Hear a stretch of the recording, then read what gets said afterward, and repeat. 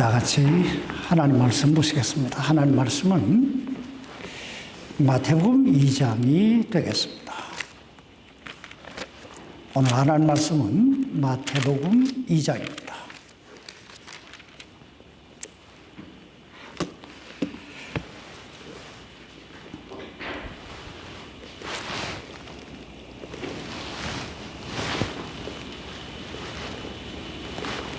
마태복음 2장 10절부터 11절까지 말씀을 제가 받들어 읽겠습니다. 그들이 그 별을 보고 심히 크게 기뻐하더라. 그들이 집으로 들어가 어린 아이가 자기 어머니 마리아와 함께 있는 것을 보고 엎드려 그에게 경배하고 자기들의 보물함을 열어 황금과 유향과 몰약을 그에게 선물로 드리니라. 기도하십시다. 살아계신 아버지 하나님, 하나님께서 우리에게 은혜를 주셔서 이렇게 하나님의 은혜의 보좌 앞에 나와서 하나님을 경배할 수 있는 이 놀라운 특권을 주신 것을 감사합니다.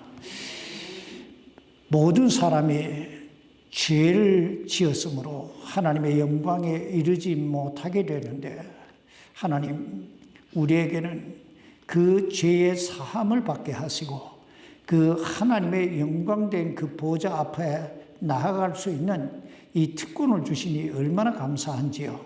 아버지 하나님, 오늘 저희가 드리는 예배를 통하여 영광 받으시고 또 우리에게 주신 그 말씀을 통하여 우리의 삶이 좀 더 하나님 앞에 합당한 참 그리스도인들이 되게 해 주옵소서.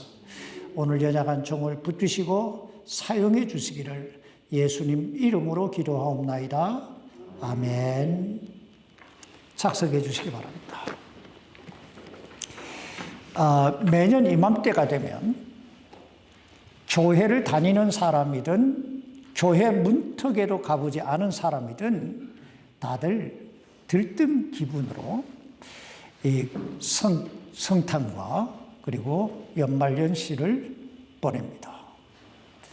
그러나 우리 구원받은 그리스도인은 무엇인가 분명한 의식을 가지고 이 성탄을 맞이해야 될 줄 믿습니다. 그러므로 오늘 저는 크리스마스의 길이라고 하는 제목을 가지고 성탄을 맞이해야 하는 우리 그리스도인들의 자세에 대해서 다시 한번 살펴봄으로써 이 날이 그 어느 날보다 참 복되고 귀한 아름다운 날이 될 수 있기를 바랍니다. 예수님의 탄생은 어느 날 갑자기 그리고 우연히 그렇게 일어난 사건이 아니고 6,000년 전에 이미 하나님께서 창세기 3장 15절에서 죄로 말미암아 죽을 수밖에 없는 이 인류를 그 죄와 사망에서 구원하시기 위해 여자의 후손을 보내주시겠다고 약속하신 그 하나님의 약속이 이루어진 하나님의 약속의 성취입니다. 성경을 여러분 잘 보셔야 돼요. 창세기 3장 15절에서 인류의 조상 아담의 죄로 말미암아 죽을 수밖에 없는 그 인류를 그 죄와 사망, 이 죽음에서 구원하시기 위해 여자의 후손을 보내주시겠다고 하나님이 약속을 하세요. 그게 6,000년 전입니다. 그리고 이사야서 7장 14절에 보면 그 여자의 후손이 어떤 모습으로 오시게 될 것인가에 대해 이야기하고 있는데, 우리가 마태복음 1장 25절 23절 이 암송 9절에서 봤듯이 보라 처녀가 잉태하여 아들을 낳을 것이요 그의 이름을 뭐라 하라? 임마누엘이라 하리라. 이렇게 좀 더 구체적으로 이야기합니다. 그리고 예레미야 23장 5절에 넘어가 보면 좀 더 구체적으로 그 여자의 후손이 누구의 혈통을 타고 이 땅에 오실 것인가에 대해 이야기하고 있는데 다윗의 혈통을 타고 이 땅에 오실 것이라고 말씀하고 있습니다. 그리고 미가서에 넘어가 보면 좀 더 구체적으로 예수님이 어느 지역에 태어나실 것인가에 대해 이야기합니다. 여러분, 예수님이 태어나신 곳이 어디예요?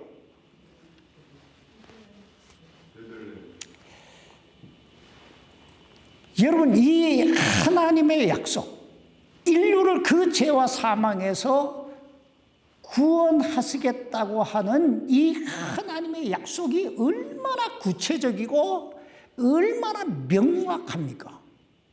그런데 이보다 더 놀라운 사실은요,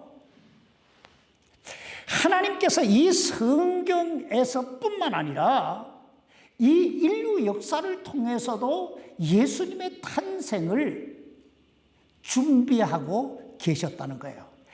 다시 말하면 가장 적합한 시기에 가장 정확한 때에 하나님은 당신의 뜻을 이루셨다는 거예요. 여러분, 예수님이 탄생하셨을 때 인류 역사의 흐름이 어떻게 흘러가고 있었을까요?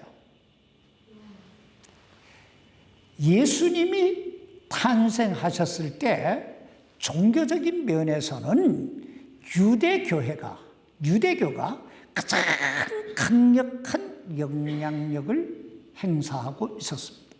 그리고 문화적인 면에서는 헬라 문화가, 그리고 언어적인 면에서는 헬라어가 세계 공통어가 되어 있었습니다. 여러분 잘 봐야 돼요. 그리고 정치적인 면에서는 로마가 헬라 다음으로 이 세계를 정복하고 있었습니다. 여러분, 유대교가 뭐예요? 유대교는 오직 하나님은 한 분, 신은 오직 하나님 한 분 외에는 없다라고 하는 유일신을 믿는 사람들이에요. 그리고 예수님의 탄생, 그 여자의 후손이 어떻게, 그리고 어디에서 탄생하실 것인가 하는 그 모든 예언이 기록된 구약 성경을 가지고 있었어요. 그리고 예수님이 탄생하실 그쯤에 이 유대인들은 세계 도처로 흩어져 있었어요. 그리고 저들은 그 흩어진 곳에서 두세 사람만 모이면 회당을 건설하고 그 회당을 통해서 탈무드와 구약 성경을 가르치기 시작했습니다. 다시 말하면 유대인들은 자신들이 알든 모르든 여자의 후손으로 탄생하실 그 임마누엘의 예수님을 전파할 수 있는 모든 환경을 조성하고 있었다는 얘기입니다. 그리고 헬라의 알렉산더 대왕이 20세에 세계를 정복하고 그가 한 일이 두 가지예요. 하나는 헬라리즘을 심는 것이고 헬라 문화를 심는 것이고, 또 하나는 헬라어를 세계 공통어로 만드는 것이었어요. 여러분, 예수님이 탄생하신 이후에 쓰여진 이 구약 성경 말고 이 신약 성경이 전부 어떤 언어로 쓰여진 줄 아세요? 다 헬라어로 쓰여졌어요. 여러분, 이게 얼마나 기가 막힌지 몰라요. 세계 공통어가 딱 되어 있는 이 헬라어를 통해서 성경이 딱 쓰여지니까 세계 모든 사람들이 성경을 읽을 수 있잖아요. 그러니까 하나님은 당신의 아들 예수 그리스도, 이 구세주가 가장 빠른 시간에 인류에게 구원을, 영생을 나누어 줄 수 있는 이 분위기를 다 조성하신 후에 보내셨다는 얘기예요. 여러분, 이 언어 장벽이 얼마나 어려운 문제입니까? 우리가 여기 미국 와 살고 있지만은 영어가 안 돼가지고 얼마나 힘들어요. 물론 뭐 잘하시는 분들이야 잘하시겠지만 나는 하고 싶은 말도 못하고 살아요. 진짜로 그래요. 너무너무 하고 싶은 말이 많은데. 자, 그리고 로마는 헬라 다음으로 이 세계를 정복하면서요, 저들이 한 일이 두 가지가 있어요. 하나는 도로를 건설한 거예요. 자, 이 도로 건설이 예수님의 탄생과 무슨 연관이 있겠느냐, 이렇게 생각하는 분들도 계시겠지만 잘 한번 생각해 보세요. 사도 바울이 세계 복음화를 3차 전도 여행을 통해서 그 짧은 시간에 세계를 복음화시키기 위해서 가장 큰 역할을 했던 게 도로예요. 만약에 지금처럼 그때는 자동차도 없고 비행기도 없고 아무것도 없잖아요. 근데 도로까지 건설되어 있지 않았다면 그가 어떻게 그 수많은 지역을 다니면서 복음을 전할 수 있었겠어요? 또 하나 로마가 한 일이 뭐냐면 법과 질서를 세운 일이었어요. 이 법과 질서가 무슨 예수님의 탄생과 연관이 있겠느냐 이렇게 생각하시겠지만 여러분 한번 잘 생각해 보세요. 예수님이 태어나신 것이 어디예요? 베들레헴이에요. 그런데 예수님의 어머니 마리아와 그의 정혼자 요셉이 살던 곳은 어디예요? 나사렛이에요. 그러니까 갈릴리 나사렛에 살고 있었어요. 그런데 로마 황제 이 아구스토가 로마의 영향권 안에 있는 모든 사람들에게 영을 내린다. 이제부터 본적지에 가서 호적을 해라.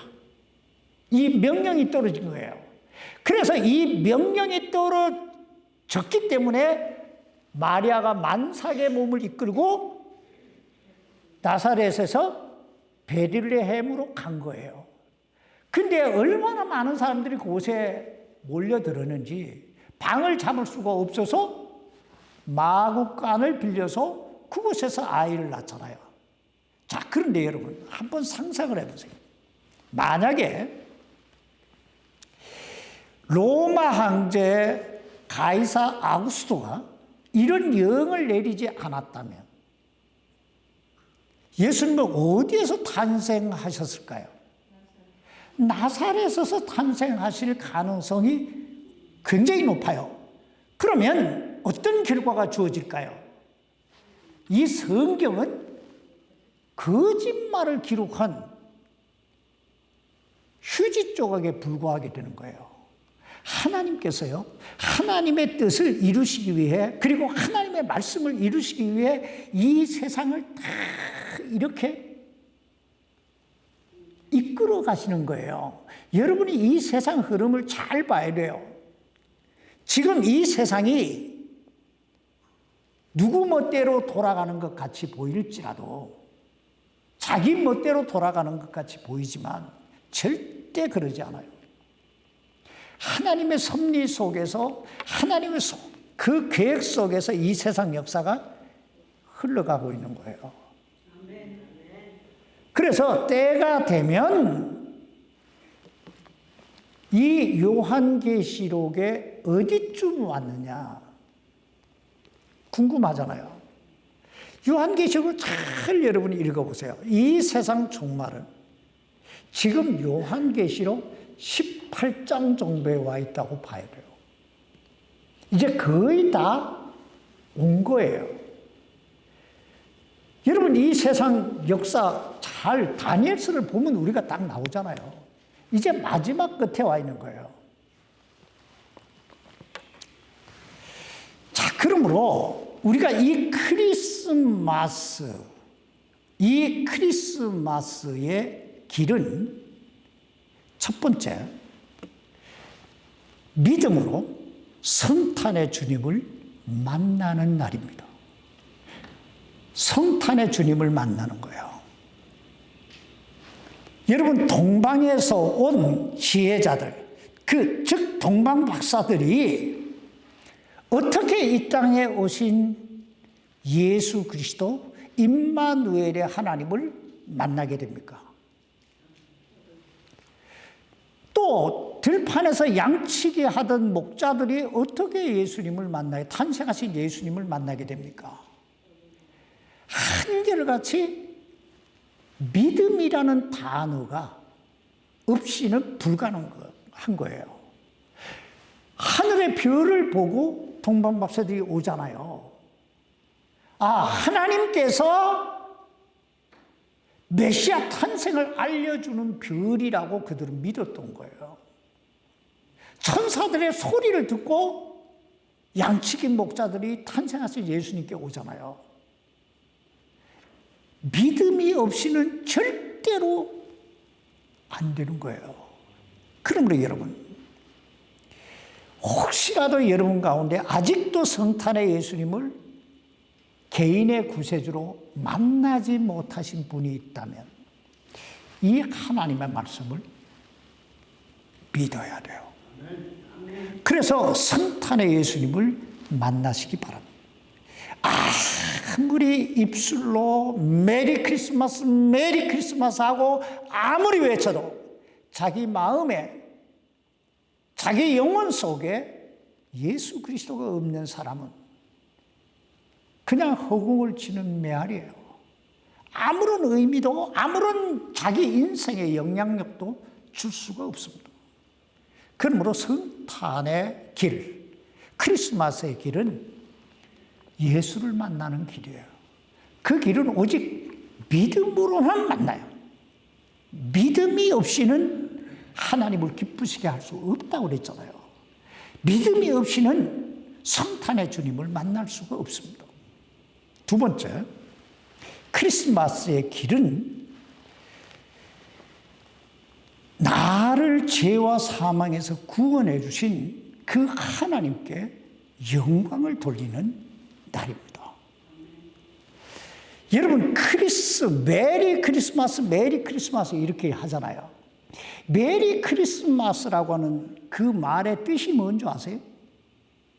뭘 알고 메리 크리스마스하고 카드를 보내고 노래를 하고 이렇게 합니까? 아니면 누가 하니까 그냥 덩 달아서 따라 합니까? 메리라고 하는 말은 기쁘다라고 하는 말이에요. 크리스마스라고 하는 말은 그리스도라는 말과 마스라고 하는 말의 합성어예요. 다시 말하면 기쁨으로 메리, 그리스도를 마스, 예배하는 날이다. 이게 메리 크리스마스예요. 근데 예배도 드리지 않는 사람들이 크리스마스 하고 다니는 거예요. 여러분, 여기 동방에서 온 지혜자, 동방 박사들이 성탄에 예수님을 만난 후에 제일 먼저 한 일이 뭐예요? 여기 마태복음 2장 우리가 10절부터 11절 말씀 읽었잖아요. 그들이 그 별을 보고 심히 크게 기뻐하더라. 그들이 집으로 들어가 어린 아기가 자기 어머니 마리아와 함께 있는 것을 보고 엎드려 그에게 경배하고 자기들의 보물함을 열어 황금과 유황과 몰약을 그에게 선물로 드리니라. 여러분, 지금 동방 박사들이 누구에게 경배를 드리고 있어요? 그에게 경배하고 마리아가 아니에요. 왜냐하면 우리의 경배를 받으실 수 있는 분은 오직 우리를 죄와 사망에서 구원해 주시기 위해 당신의 생명을 들이신 예수 그리스도, 하나님의 아들 밖에는 없으시기 때문입니다. 조금 전에 예배를 드리기 전에 우리 손 집사님이 몇 년도에는 로마 교황이 종교 통합을 한다고 하던데요. 여러분, 이게 마귀 짓입니다. 마귀 사탄이 하는 일이에요. 여러분, 속지 말아야 돼요. 종교 통합, 종교 연합, 에큐메니컬 운동, WCC, NCC 하니까 뭐 대단한 것 같지만은 이게 전부 다 말세의 마귀가 교회를 무너뜨리고 하나님의 복음을 훼손하기 위해서 하는 무서운 음모가 그 안에 담겨져 있는 거예요. 여러분, 천주교 가보세요. 그 앞에 뭐가 서 있어요? 마리아 동상이 서 있어요. 그리고 마리아 동상에는 꼭 아기 예수님을 이렇게 품고 있는, 여러분, 지금 이 마귀가 무슨 장난을 치고 있는 줄 아세요? 예수님은 아기라 이거예요. 마리아가 더 높다는 얘기예요. 그래서 마리아 숭배가 나오잖아요. 이게 큰 마귀가 하는 일이라는 걸 여러분이 알아야 돼요. 아무튼 그러므로 동방 박사들은 마리아가 아니라 누구에게? 아기 예수님 앞에 경배를 하고 황금과 유황과 몰약을 드립니다. 성경학자들은 저들이 예수님 앞에 드린 이 황금과 유황과 몰약이 무엇을 의미하느냐를 놓고 막 머리 싸매고 연구를 해요. 근데 여러분, 그게 의미가 있는 게 아니에요.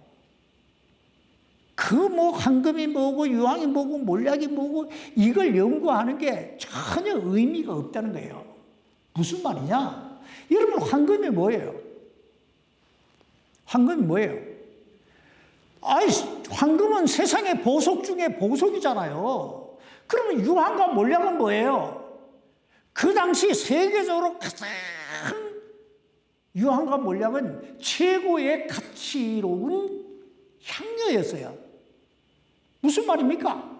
동방 박사들이 자신들이 가지고 있던 최고의 가치로 예수님 앞에 경배를 드렸다 이거예요. 예배라고 하는 게 바로 이런 거예요. 나의 최고의 가치로, 나에게 최고의 가치인 생명을 주신 주님 앞에 경배를 드리는 거예요. 이게 크리스마스의 길이에요. 셋째, 크리스마스의 길은요, 자기 인생의 최고의 복을 받는 날입니다. 자기 인생 최고의 복을 받는 날. 오늘 여러분 인생을 살면서 언제가 가장 기쁘고 언제가 가장 즐겁고 언제가 가장 행복하시던가요? 한번 여러분 삶을 되돌아보세요. 언제가 가장 기쁘고 내가 언제 가장 기뻐해봤지? 아니, 기뻐해본 적이 언제인지도 모르겠어. 나 언제 행복했지? 언제 즐거웠지? 인생 살다 보니까 기쁨이 뭔지 즐거움이 뭔지 행복이 뭔지도 몰라. 여러분 혹시 그렇게 살지 않습니까? 가장 매일이 매일 같고, 물론 사람에 따라서요. 그리고 그 사람이 추구하는 그 어떤 가치에 따라서 기쁨이나 즐거움이나 행복이 조금씩은 다를 수 있을 거예요. 그러나 분명한 건 인생 최고의 복은 뭐니 해도 성탄의 주님을 내 개인의 구세주로 인격 대 인격으로 만나는 거예요.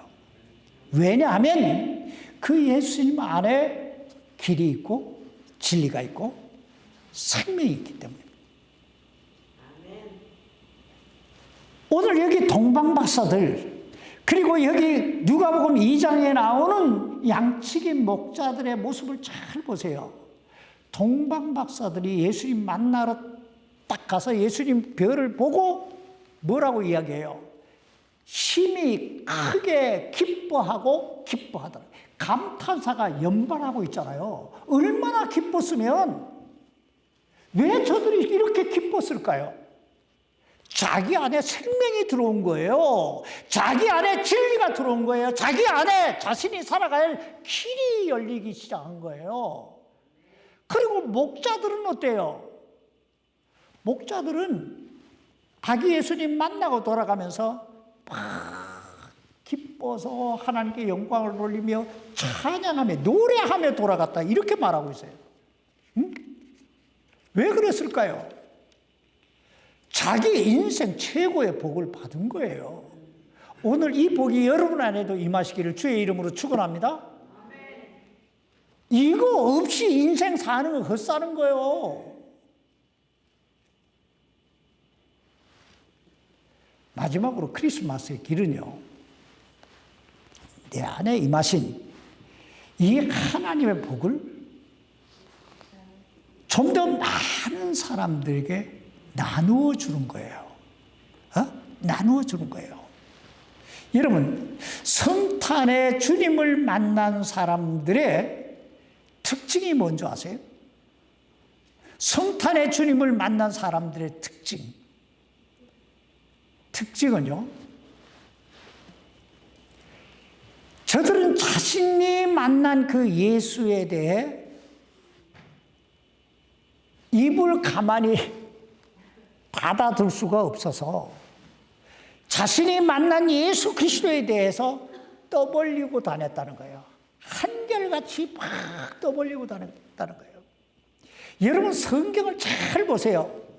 사람들이 예수님이 누군지 어떻게 알고 베사다 들판에 막 2만 명이 넘는 사람들이 모이잖아요.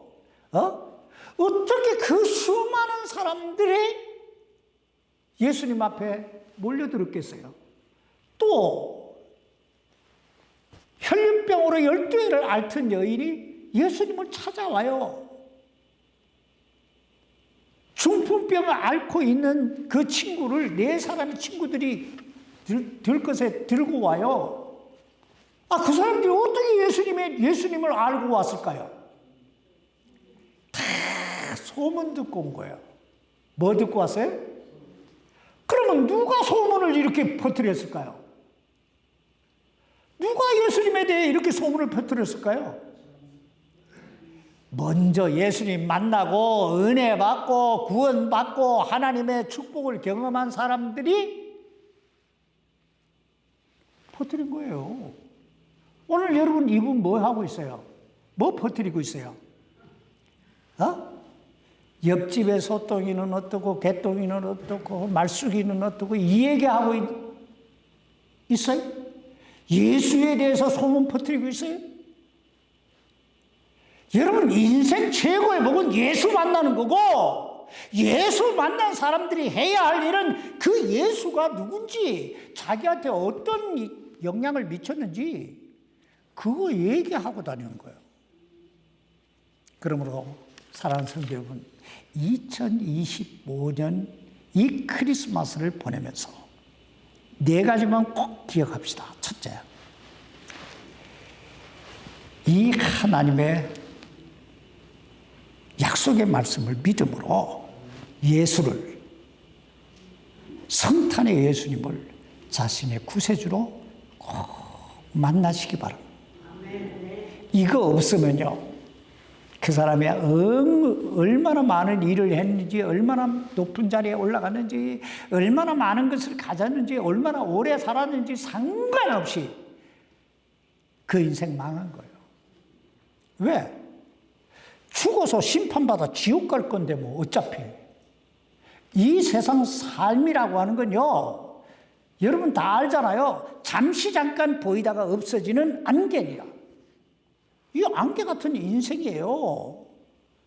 우리 주변에 얼마나 많은 사람들이 뭐 엉긋하면 뭐 죄장이 어쩌고 저쩌고 뭐 이리 다 남의 얘기 같지요. 그게 어느 날 나의 이야기가 되는 거예요. 남의 이야기가 아니에요. 그러므로 꼭 예수님 만나시기 바랍니다. 둘째, 이 예수님, 이 하나님을 예배하는 일에서 꼭 성공하시기 바랍니다. 여러분 성경을 잘 보세요. 성공한 사람들은요, 예배에 하나님과의 관계에서 성공한 사람이 그 인생도 성공해요.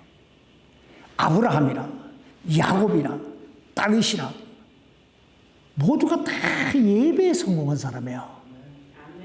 그러므로 여러분 남은 생애를 살면서 하나님과의 관계 속에서 이 예배하는 일에서 꼭 성공하시기 바랍니다. 셋째는 여러분 하나님의 복을 추구하세요. 이 세상의 복은요 그저 뜬구름 같아요. 날아간다고 그러잖아요. 날아간다고 그러잖아요. 너희 인생이 무엇이냐? 너희 인생은 풀이라고 말하고 너희 인생의 부귀영화는 꽃과 같아 말하잖아요. 꽃이 어떻던가요? 하모는 뭐라고 유행가를 하나도 몰라가지고